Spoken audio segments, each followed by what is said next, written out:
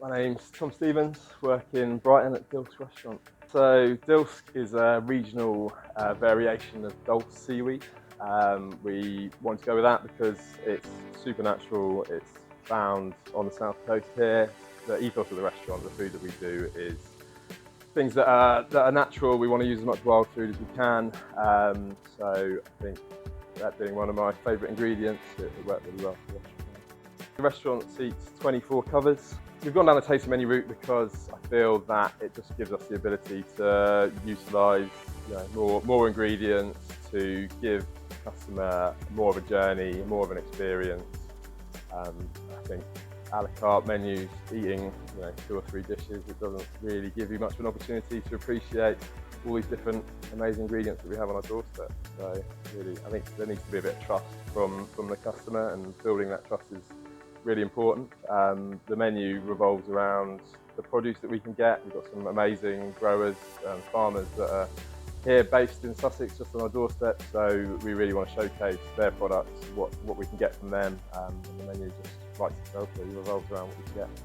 It's super seasonal. If something comes in and we want to use it, then we'll write a dish around that product. If something's coming out of season, then we'll stop using it. We use some amazing suppliers, and they really, they do the hard work for us. They source the best ingredients, and they tell us the best stuff that we can use and at what time. Starting from scratch with a new restaurant, it's just about building a reputation. We really wanted the restaurant to grow organically and to build that reputation for ourselves. Getting bums on seats, I think, at the minute is probably the hardest part, but that's all coming, and that's all something that we've got to look forward to, and the business is building, and we're really happy with where we are. Greatest success, I'd have to say, is making it into the Michelin Guide after just 4 months. I think that's something that a lot of chefs aspire to, and to get that recognition, to get that. I always knew that I wanted to do something that was creative. Kind of studied art and photography and things like that, so I just ended up working part-time, in a kitchen when I was at college, and just completely fell in love with it. I was really lucky early on in my career that I worked with some great chefs that really kind of took me under their wing, and taught me to respect the produce. Learning the technique and working for some great chefs and some great restaurants is so important, so you can have that base knowledge. And once you kind of gain that and you understand, the balance of cooking and creating dishes, then you can really start focusing on the actual product itself and how you're going to make that taste to its best, or how you're going to deliver that to the customer. A dish that really epitomises what we're doing right now is a monkfish dish that we've got on. Monkfish sourced from day boats from Brighton Pier fish sales, who are just down the road from us.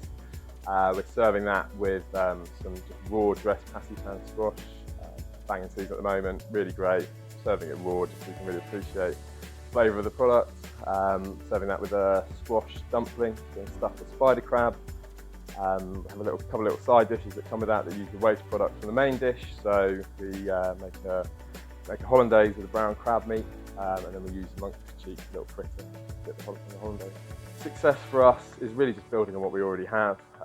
It'd be great to get some more bums on seats, and I think with that will come consistency, where we can then really build what we're doing food-wise.